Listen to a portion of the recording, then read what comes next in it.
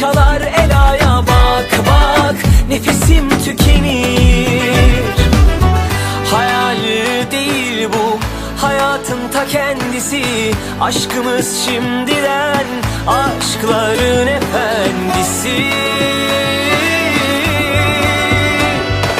Maşallah diyelim, nazarlar değmesin, ilan ettim.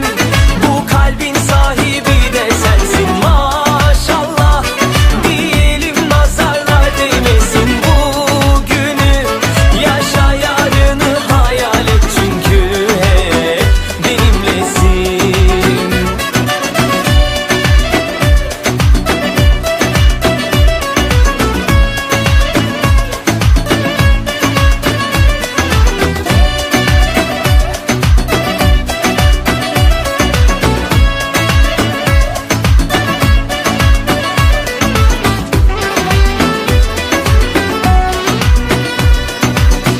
Ne kadar güzelsin, doyamam bakmalara. Sen benim her şeyimsin, sığdıramam sayfalara. Yaz yaz, kalemim tükenir.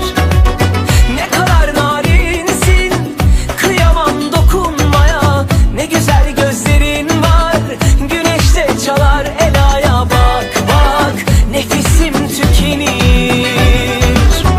Hayal değil bu, hayatın ta kendisi. Aşkımız şimdi